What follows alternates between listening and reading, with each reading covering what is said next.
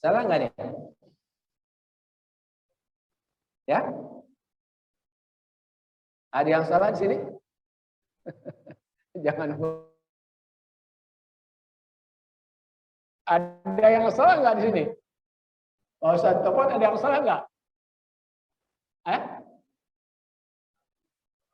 Artinya salah ya? Harusnya apa harusnya? Harusnya apa? Harusnya ini surat Al-Qadar. Kalau artinya ini surat Al-Qadar ya. Kalau ayat suratnya ini berarti ini ya segumpal darah. Nah, kenapa jadi kesalahan begitu?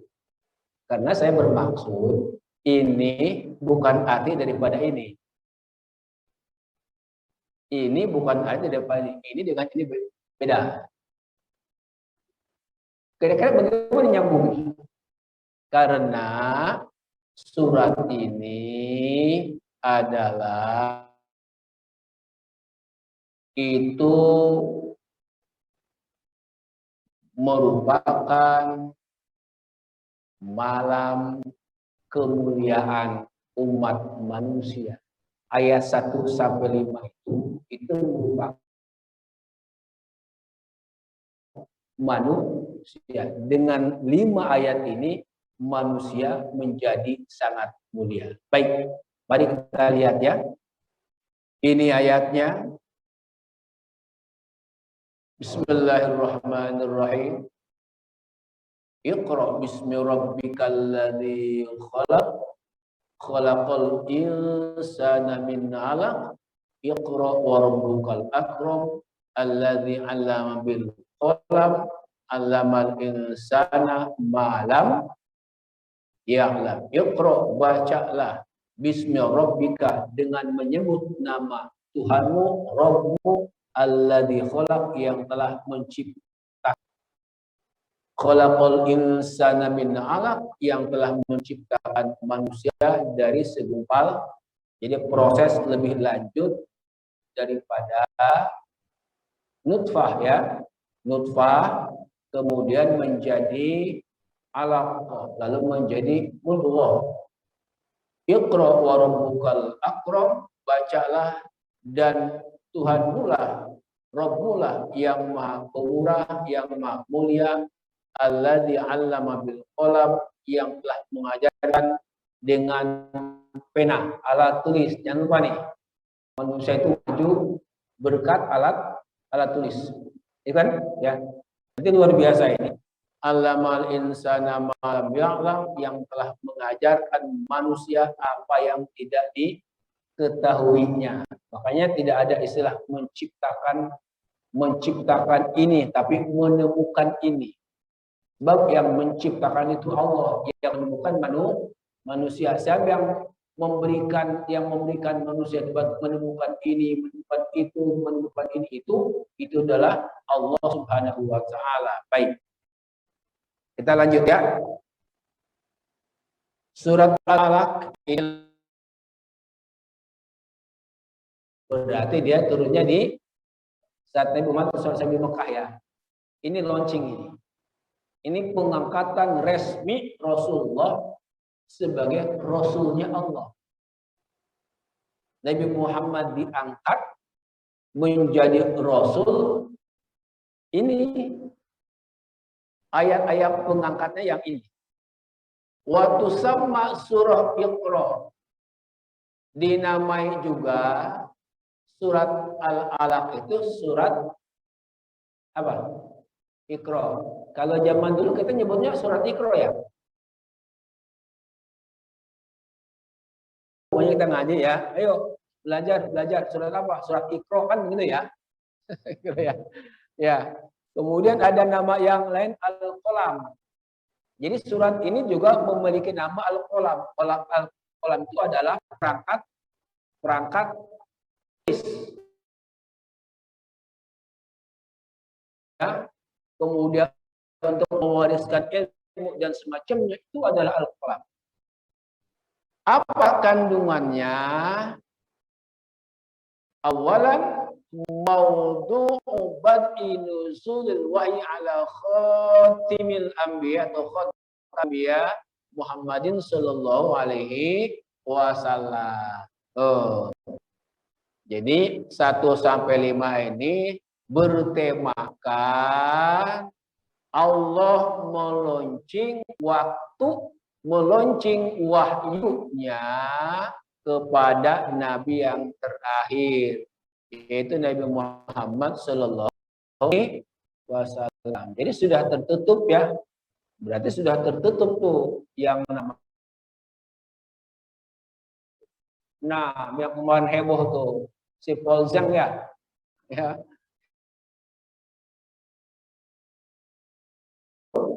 Nah, mengoreksi ajaran Nabi yang ke-25. Keren ya. Keren banget ya. Bisa berani begitu orang ya. Masya Allah. Hebat itu. Keberanian hebat ya. Lihat. Khatamil Anbiya.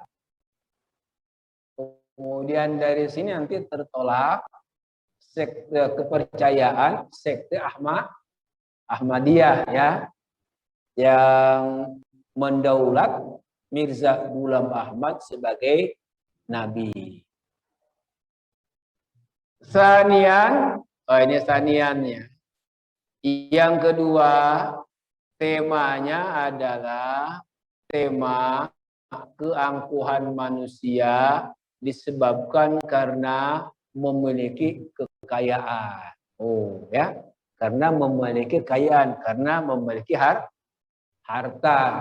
Jadi karena harta itu dalam surat ini dibahas, karena harta itu artinya orang-orang yang berani melakukan pelanggaran agama ya. Dan kita sangat kenal itu peristiwa besarnya, umpamanya apa? Korupsi bansos yang belasan triliun gitu ya. Itu kan karena karena harta kekayaan. Wa tamarrudihi ala awamirillah, dan pemberontakannya terhadap perintah Allah Subhanahu wa taala. Yang ketiga nih, kisah Asyaqi Abi Jahal.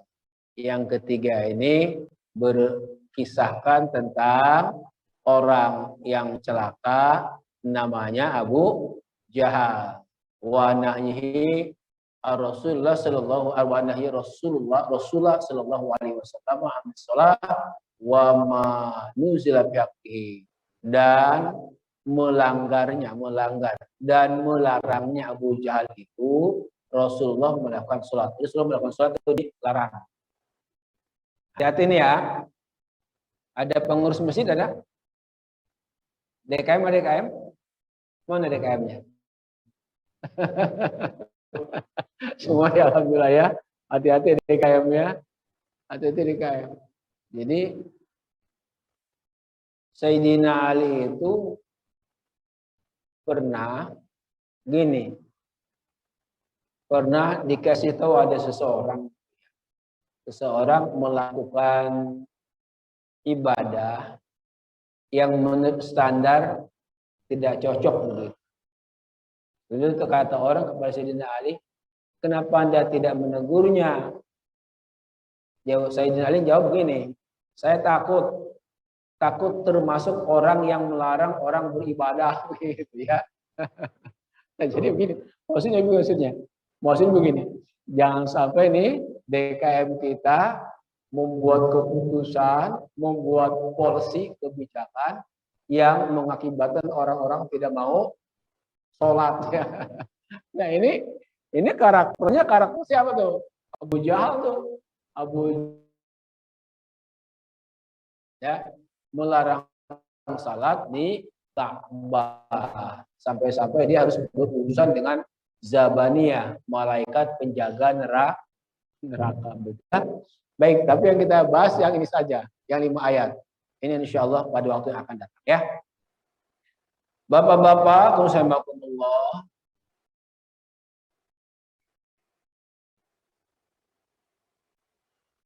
Surat ini dimulai dengan yang 5 itu.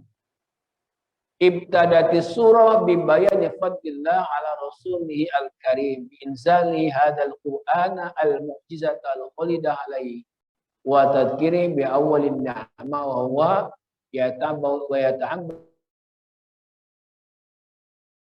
itu tanazzalahil wahyu bi ayat dzikr al-hakim min ayat. Surat ini dimulai dengan 5 ayat ini yang menjelaskan fadlullah ala rasuli al-karim, yang menjelaskan kemurahan Allah Subhanahu wa taala atas Rasulullah Shallallahu alaihi wasallam, yaitu dengan diturunkannya Al-Qur'anul Karim, al-mu'jizah al-khalidah, yang merupakan mukjizat abadi yang tidak akan habisnya dipelajari orang, ya, tidak akan selesainya ditafsirkan orang, tidak akan buntu-buntunya, tidak akan pernah mengenal kata stop, terus memberikan informasi-informasi kepada orang yang berusaha mencarinya. Nah, jangan lupa di sini, ya, Al-Quran itu adalah awalin ni'mah, adalah nikmat yang pertama dan sekaligus nikmat yang terbesar, ya. Al-Quran tuh. Kita sudah membaca sampai juz berapa nih? Ya?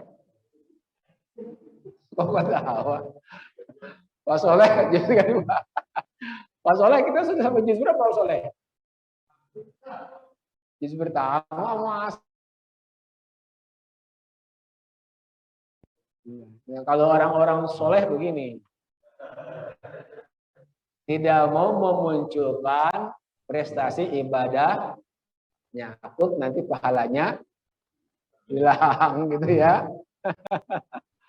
Kalau bicara sama orang-orang soleh susah juga ya. Ya. Baik ya. Jadi Al-Quran itu adalah nikmat pertama yang saat itu Allah berikan kepada baginda Rasul Shallallahu alaihi wasallam. Oke, baik. Kita lanjut. Nah, ini Pak ya. Sengaja ini kita kosongin ininya. Ini kita kosongkan. Ya, kita kutip saja yang ini.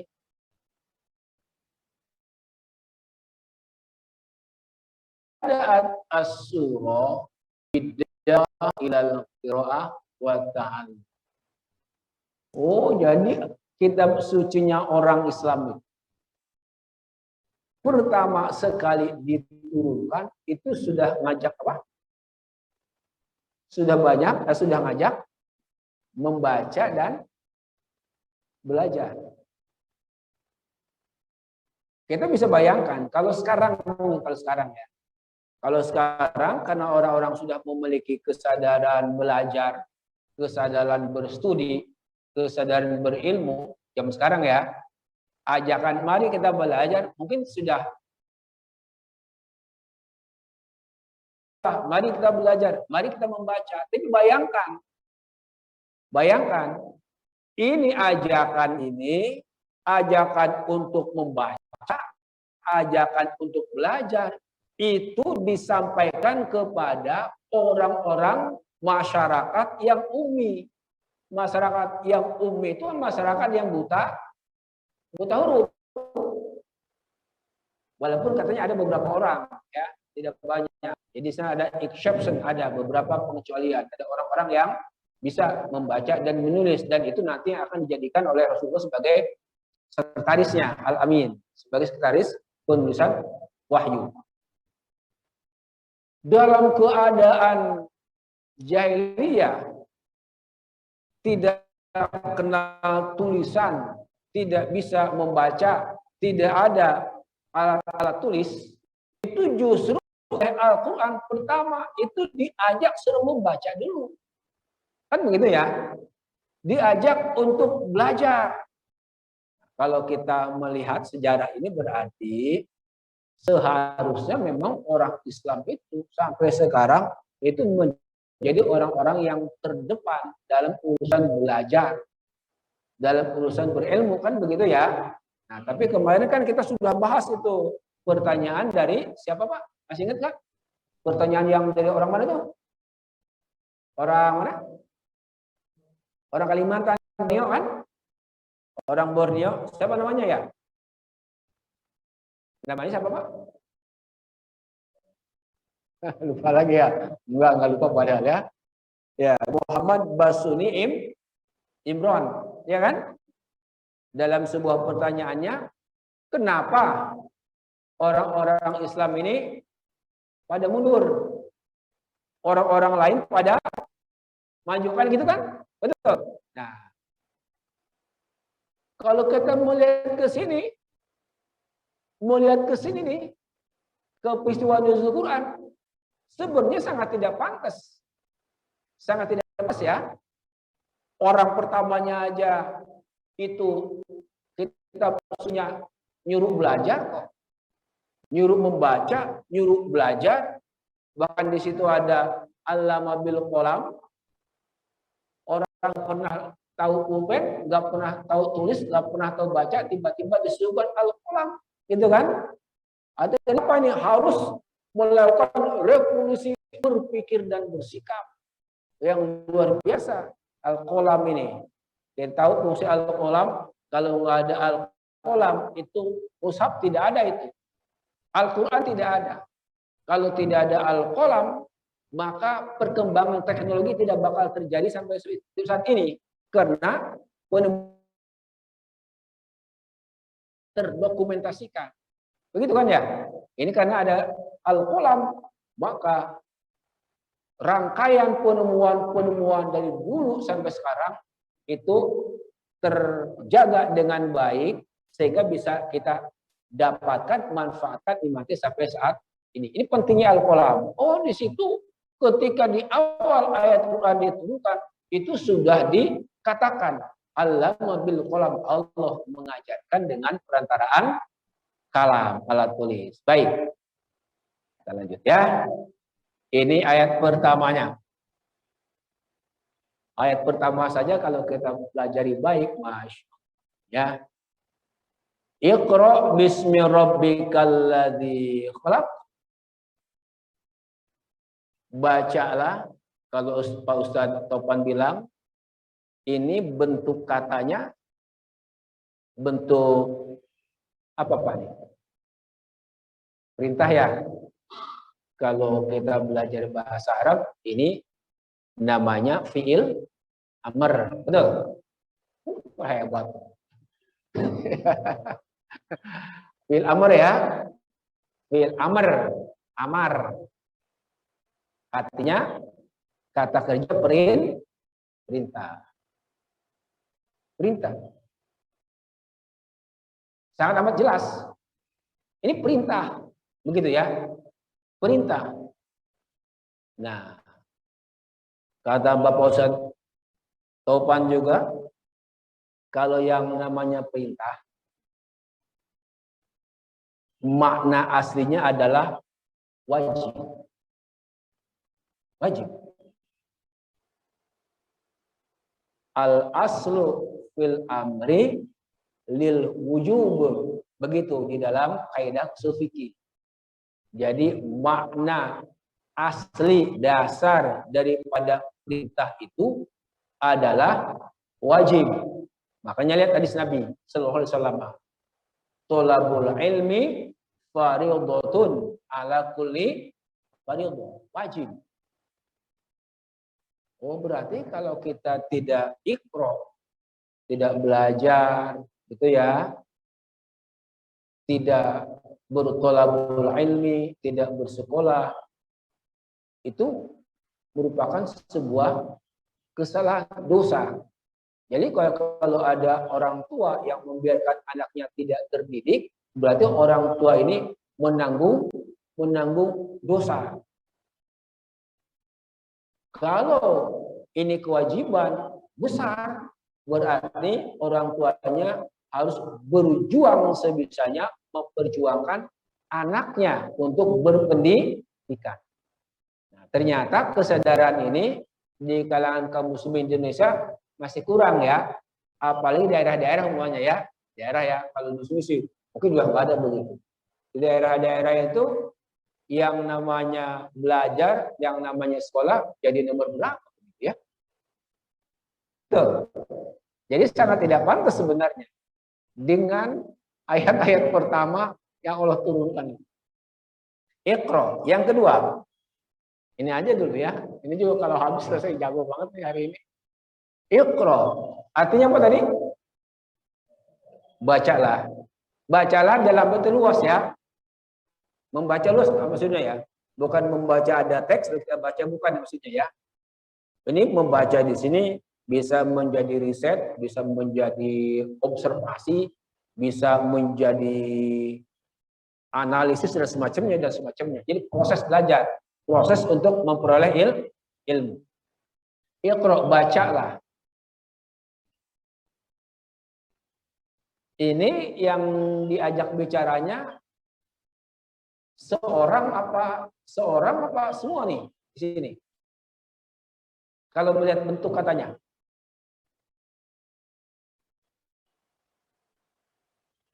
Iqra, melihat bentuk katanya nih. Tiap orang apa semuanya? Perorangan apa semuanya? Ya? Enggak lihat bentuknya. Satu orang kan?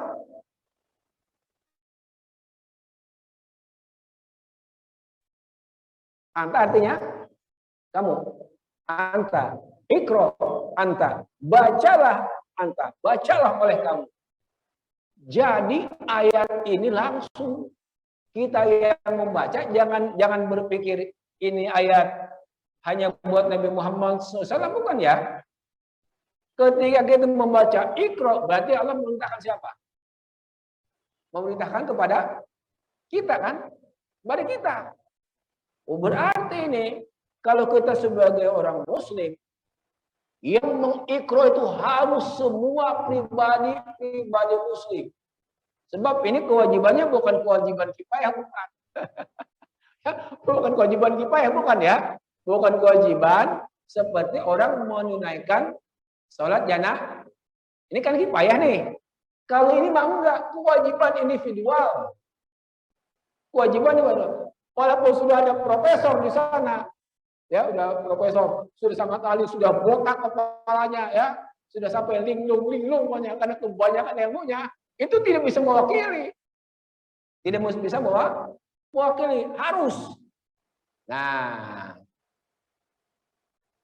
makanya begini, Bapak-bapak saudara-saudara, kalau ayat ini dibaca oleh kaum muslimin semuanya, kalau paham benar dan sadar, maka ini akan memasukkan ke dalam dirinya keyakinan bahwa kewajiban belajar itu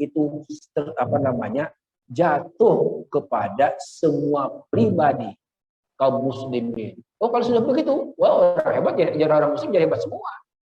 Wah, ada gitu orang muslim yang tidak hebat karena semua merasa berkewajiban. Nggak ada lagi orang yang menyanyiakan pendidikan, menganggap pendidikan itu enteng. Itu Iqra. Gitu ya. Jadi wajiban kepada semua. Fardhatun ala kulli. Kulli apa artinya? Kulli kan setiap. Lihat di sini ayatnya. Iqra. Ya. Jadi pribadi wajib mengiqra. Wih, hebat benar. Kalau sudah begitu kaum muslimin jadi keren-keren ya. Baik, kita lanjut.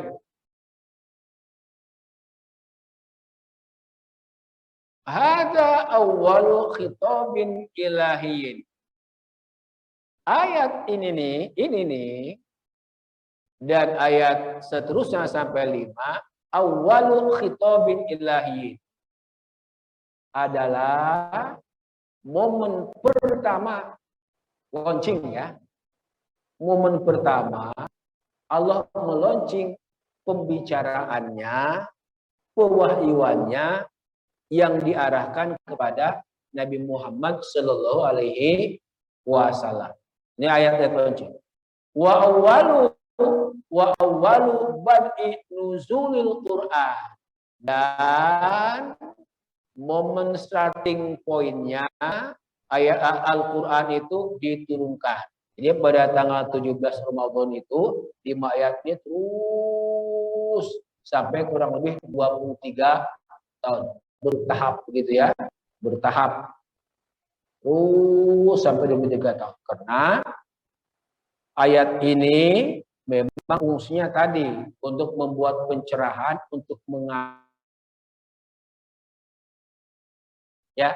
Jadi sesuai dengan kebutuhan. Jadi masyarakat muslim itu dari sejak nuzul Quran itu perkembangannya, pergerakannya ke arah mana, bagaimana ini terus diarahkan oleh Al-Quran. Dulu, sekarang begitu enggak? Sekarang begitu enggak? Quran yang dulu sama enggak dengan Quran yang sekarang? Sama ya? Sama ya? Sama. Dulu begitu. Jadi setiap pergerakan itu memang diarahkan oleh Al-Quran. Ya, kalau sekarang kan beda. Al-Quran ada di pojok masjid, gerakan kita kemana-mana. Itu ya, gerakannya kemana-mana. Pergerakan kita kemana-mana. Artinya apa? Artinya mau gerak kemana. Quran, pergerakan lain lagi gitu ya. Nah, dulu nggak begitu. Jadi setiap pergerakan itu diarahkan wahyu yang turun sampai 23 tahun itu. Wa fi da'watun ilal qira'ah kitab wa di dalam ayat-ayat yang awal ini Allah turunkan itu terdapat dakwah, ajakan, perintah untuk membaca, untuk menulis dan untuk al-ilmi, bertalabul ilmi. Sebab apa? Li'anna sya'ru din Islam. Jadi ikonnya Islam itu ilmu. Ikonnya Islam itu ilmu ya. Betul. Bayangin aja, yang pertama saja turun sudah harus berilmu. Berarti ikonnya Islam itu adalah ilmu. Kalau nggak ada ilmu berarti nggak ada Islam. Ikonnya Islam itu ilmu. Kita lihat. Nah, sebab itu maka orang sholat rajin, tidak ada ilmunya, sholatnya nggak diterima ya. Iya gimana kan begitu kan? Jadi ikonnya Islam itu adalah membaca, menulis, dan kemudian ilmu adalah syiar agama Islam. Syiar agama Islam ini. Itu Masya Allah luar biasa ya. Bapak-bapak, Muslimah, kita lanjut. Musta'inan bismi rabbikal jalil alladzi khalaqa jami'al makhluqat wa wajada jami'al awalim. Ai iqra, bacalah Muhammad. Wahai Muhammad, bacalah. Mubtadi'an. Jangan lupa, nah ini mubtadi'an, jangan lupa kalau kaum muslimin itu dalam proses kegiatan ilmiah apapun bentuknya akan memulai dengan apa? Dengan apa, Pak? Dengan bismillah. Ini yang akan membedakan hasilnya. Ini yang akan membedakan arahnya ilmu itu. Yang akan membedakan hasilnya, yang akan membedakan arahnya, ilmu ini dari orang yang tidak membaca bismillah. Kalau saja umpamanya ya, ilmu-ilmu yang sekarang maju ini dilahirkan oleh kaum muslimin yang modern, tidak akan menjadi malaikat, tidak akan menjadi alat untuk merusak, menghancurkan apapun. Tidak akan terjadi kekacauan-kekacauan disebabkan karena makin majunya teknologi. Kenapa? orang Islam itu ketika mau melakukan kegiatan ilmiah, kegiatan teknik macam-macam, dia akan memulainya dengan Bismillah. Bismillah. Ya, hebat ya. Bismillahirrahmanirrahim. Mubtadi'an. Bismillah. Wa musta'inan. Dan minta, apa musta'in? Dan minta pertolongan Allah. Oh. Nah, pokoknya kalau orang Islam ya, itu Islam beneran gitu ya. Kayak bapak-bapak begini ya. Tidak akan lahir dari seorang muslim yang memiliki prestasi sangat tinggi di bidang ilmu dan bidang apapun, itu keangkuhan. Tidak akan terjadi. Kenapa? Satu, dia kerjakan ini karena dia ingin mengabdikan hidup dan ilmunya kepada Allah. Yang kedua, alamal insana malam ya'lam. Lihat ayatnya. Alamal insana malam ya'lam. Itu sudah rupanya kita sudah dipagerin. Nanti ketika Anda memiliki ilmu pengetahuan, menjadi orang hebat gitu ya, menjadi seorang teknokrat yang canggih, maka Anda itu jangan merasa apa? Jangan merasa takabur. Jangan merasa sombong. Jangan merasa angkuh. Kenapa? Jangan lupa. Itu yang mengajarkan adalah Allah. Kalau yang rajin berdoa, satu di Allahumma zidna ilman warzuqna fahma. Anak-anak kita kalau mau sekolah tuh Robbi zidni ilman warzuqni fahman. Betul? Betul nggak? Ya betul. Orang Islam tuh. Orang Islam begitu. Ya, Allahumma zidna ilman, ya Allah tambahilah ilmuku. Artinya ngasih ilmu siapa? Yang ngasih ilmu? Allah. Ini ayatnya sudah dipagerin. Jangan lupa ya. Jangan lupa. Anda itu kewajibannya ini. Apa kewajibannya nih? Mengikro. Nanti Anda ketika mengikro, ikro Anda itu tidak akan Allah sia-siakan. Hanya hasil tidak akan mengkhianati usaha. Ini nanti Anda dapat ilmu yang banyak. Jangan lupa ilmu yang banyak itu Allah yang ngasih loh. Ya.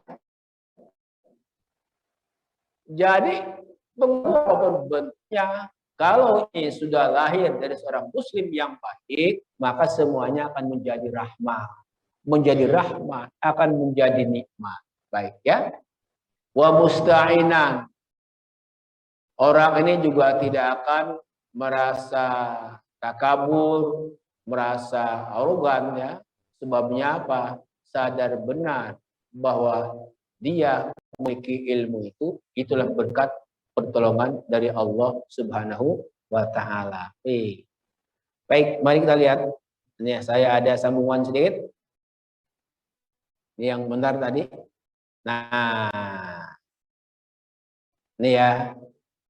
Ini kita melihat dari sisi lain. Tadi manusia dibikin dari apa, Pak? Manusia diciptakan dari apa? Segumpal darah, cloud. Ya, the cloud itu segumpal darah. Segumpal darah. Mau tanya nih. Kalau kambing sama nggak prosesnya?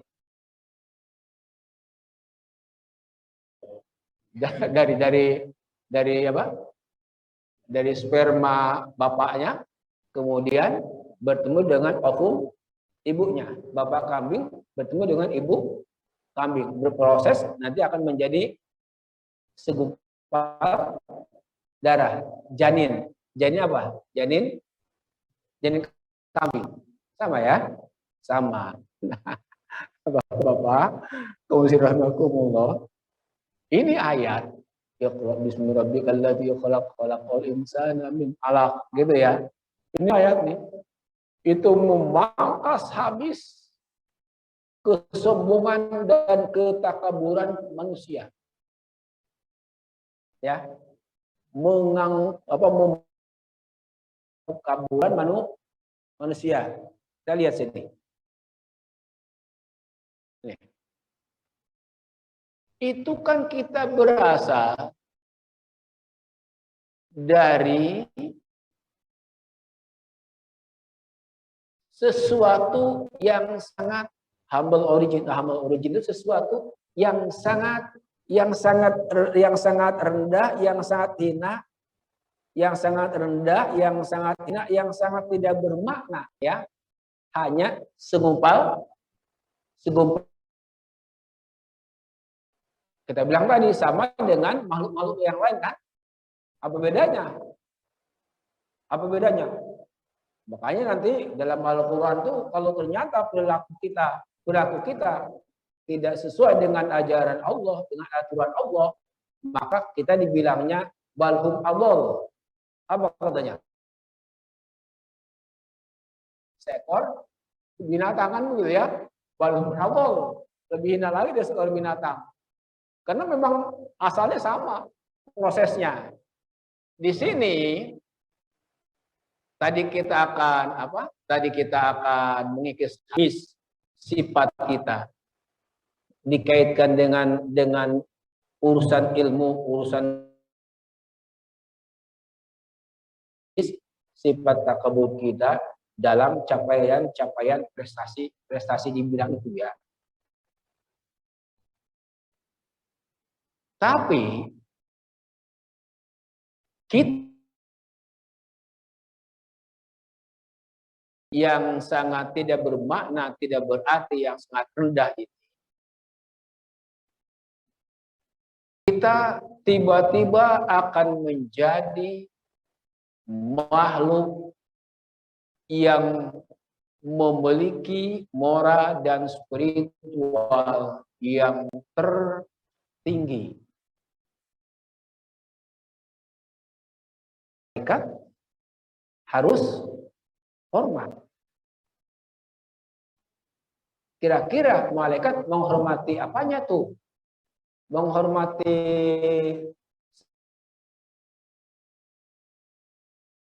jadi yang dihormati oleh malaikat itu ketika terjadi proses penciptaan Nabi Adam, kan, ya. Usjudu li Adam, sujudkan kepada Adam. Fasajadu illa iblis, kecuali iblis yang tidak mau bersujud. Itu gambar arogansi.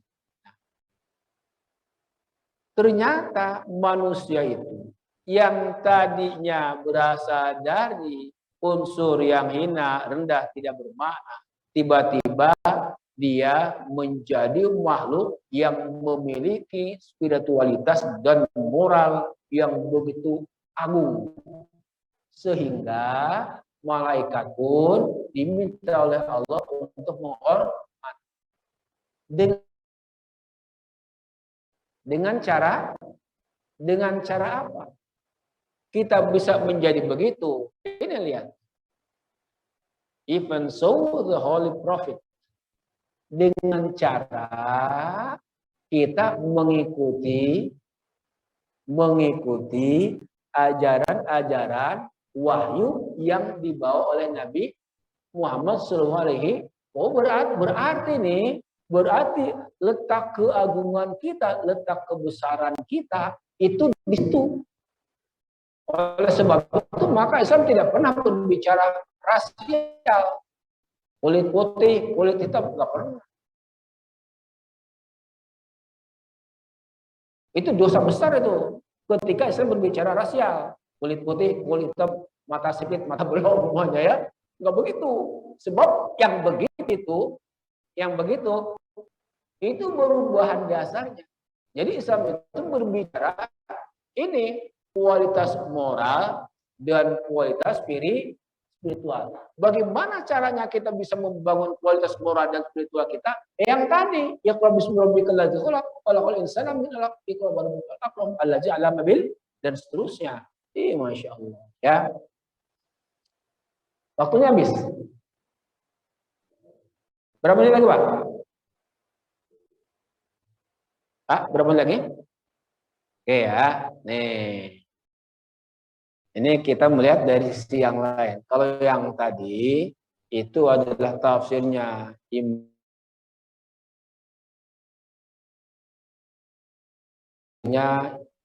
Muhammad Maulana Muhammad Ali. Maulana Muhammad Ali itu dari India, ya. Maulana Muhammad Ali. Yang kita lihat untuk mengukuhkan kepada kita keyakinan kita bahwa Islam itu adalah agama kemajuan. Seperti orang-orang Muhammadiyah mengatakan Islam berkemajuan, ya. Adigiumnya Muhammadiyah kan begitu, motonya. Islam berkemajuan. Begitu ya. Jadi agama Islam itu adalah agama berkemajuan. Dari awalnya saja itulah habis-habisan kita. Udah habis-habisan dipompa, dikasih motivasi. Gitu ya. Awalnya aja itu. Kita lihat. Beliau katakan itu masyarakat ummi, masyarakat yang ummi, masyarakat yang buta huruf. Tidak bisa membaca, tidak bisa menulis, ya, kecuali dengan beberapa pengecualian terbatas, beberapa orang saja. Rasulullah SAW sendiri itu tiba-tiba ayat pertama ini yang baginda Rasulullah SAW itu terima adalah perintah untuk membaca. Kita ulang ya. Kita ulang supaya apa nih? Buat Pak Soleh, kita udah muda apa udah tua? Udah tua atau muda? Ya, anak-anak kita nih, anak-anak kita ya, yang ngaji Iqra itu, anak-anak kita ini harus habis-habisan kita kasih tahu ini. Harus habis-habisan pokoknya ya. Kita pahamkan ini. Pokoknya yang 5 ayat saja dulu, pahamkan ini. Harus habis-habisan, ya. Baik. Jadi ini jelas ya. Tiba-tiba begitu ya. Tiba-tiba itu di dunia gelap, kemudian turun cahaya yang begitu terang benderang melalui wahyu yang 5 ayat ini. Jadi dirubah total itu. Yang begitu gelap tadinya dirubah total menjadi dunia yang terang benderang. Yang berikutnya. Nah, kita kalau bicara sekali, kira-kira beda enggak mantepnya dengan mengulang 2 kali atau 3 kali? Beda enggak? Kalau bicara sekali ya, ngomong sekali doang nih. Itu beda. Beda pesannya ketika kita mengulangi 2 sampai berapa kali. Dalam surat ini, kita lihat. Di sini nggak ada ya.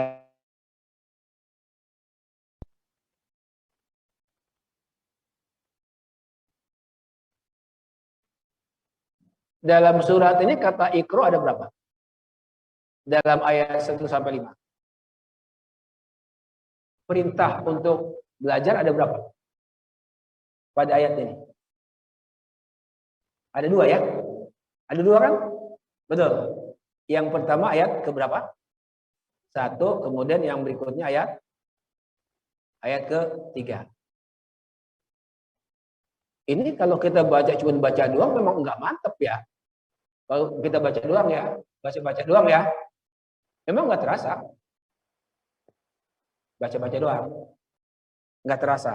Tapi kalau kita baca serius, kemudian kita dalami, kita lihat pengulangannya. Diulangi pada ayat ketiga. Jadi pengulangan ini itu punya tujuan. Tujuannya apa? Tujuannya untuk mengkonfirmasi. Jangan sampai kaum muslimin itu lengah. Begitu ya. Jangan sampai orang yang baca Quran itu menganggap sepele perintah yang diulang lagi, dikonfirmasi lagi, diafirmasi lagi, dikuatkan, dikukuhkan. Ayat berapa tuh? Ayat ketiga. Jadi kalau orang baca ayat ini dan bacanya benar gitu ya, bacanya sambil serius, Masya Allah. Ini luar biasa.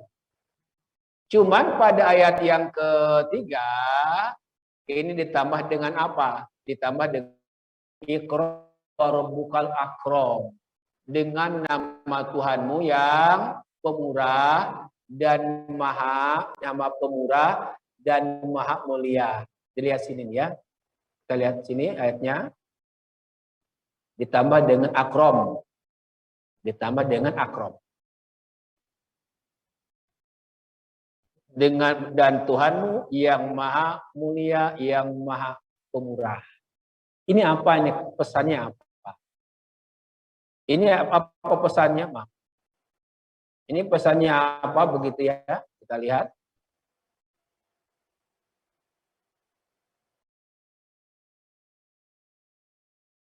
Ini. Pesannya apa Bapak-bapak? Mari kita melihat.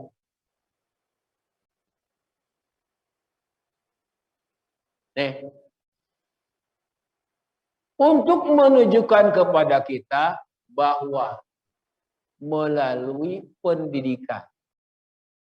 Makanya kalau Pak Dedi sebagai guru itu di SMP itu ada literasi ya. Ada kegiatan literasi ya. Literasi itu secara sederhana kan kegiatan baca tulis, membaca dan menulis. Dalam surat ini kan sudah ada al-qalam ya. Jadi kalau kita memberikan kegiatan literasi itu sudah mengamalkan ini, membaca dan menulis, Iqra dan al-qalam kan literasi. Nah, ini untuk apa? Ya, man can attain a position of glory. Jadi kaum muslimin itu glory, akan mulia, akan terhormat, akan besar. Glory ya, akan mulia, akan besar, akan hebat, ya, akan disegani, akan dihormati. Ya ini dengan reading and writing itu. Reading and writing yang diperintahkan di dalam ayat yang tadi. Iqra bismi rabbikal ladzi khalaq. Iqra rabbukal akram. Allazi 'allama bil qalam. Oh, kalau begitu nih, umat Islam sekarang tidak dihormati. Kira-kira umat Islam dihormati nggak ini sekarang? Enggak ya. Orang di Indonesia aja diledek kok. Enggak dihormati, enggak ditakuti ya, enggak berwibawa, enggak mulia. Berarti karena kita minus ini. Minus mengamalkan surat ini berarti ya. Masya Allah. Baik, lanjut. Ini bagian yang keempat ini. Bagian keempat. Jadi Islam itu sejak awal sudah sangat maju berpikirnya. Allah Subhanahu wa taala sejak awal itu penurunan ayat itu sudah mengajar kepada kita berpikir maju, harus berpikir maju. Kenapa? Lihat ayat berapa tadi? Allazi 'allama bil qalam, yang mengajarkan manusia melalui apa? Pena. Lihat pena. Pen itu melalui pulpen, melalui alat tulis dalam arti seluas-luasnya, maka pengetahuan itu bisa kita peroleh. Kita tahu sejarah ya, tahu sejarah nenek moyang kita, umpamanya manusia purba, udah berapa ribu tahun itu bisa kita dapatkan karena tulisan. Tulisan umpamanya tulisan-tulisan di barang-barang kuno ya, atau di peninggalan prasasti kan Prasasti kan tulisan ya. Prasasti-prasasti yang ditinggalkan oleh bangsa-bangsa terdahulu itu prasasti tulisan. Dari situ akhirnya kita dapat pengetahuan. Nah sampai sekarang kita bilang lagi, kita membaca hadis, membaca Imam Bukhari hadisnya, membaca Imam Muslim, membaca Imam Tirmizi ya, membaca Imam An-Nasai, membaca Imam Abu Daud ya, kemudian membaca tafsir dengan berbagai macam tafsirnya. Itu berkat apa? Berkat adanya apa? Alat tulis. Itu dari awal sudah diajarkan oleh Allah Subhanahu wa taala buat kita kaum Masya Allah. Bapak ya, mudah-mudahan ya sekelumit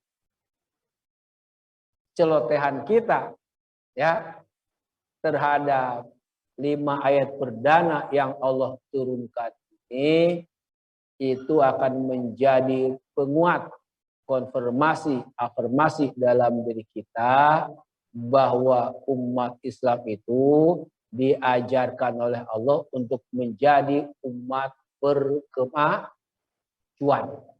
Ini harus kita tanamkan kepada anak-anak ya, kepada generasi kita, kepada murid kita, karena kita bilang lagi ya, sejak awal Allah Subhanahu wa taala mengajarkan kepada kita untuk menjadi umat berkemajuan seperti dibuktikan oleh generasi kita terdahulu, betul ya, mereka yang pertama umpamanya menemukan ilmu di bidang astronomi, walaupun tidak pertama, mereka yang mengembangkan begitu ya, kemudian mereka kembangkan ilmu matematiknya, mereka kembangkan ilmu biologinya, mereka kembangkan ilmu sejarah, ilmu ulum itu kan, mereka kembangkan ilmu-ilmu yang lain. Kenapa begitu? Mereka tangkap benar pesan dari surat ini.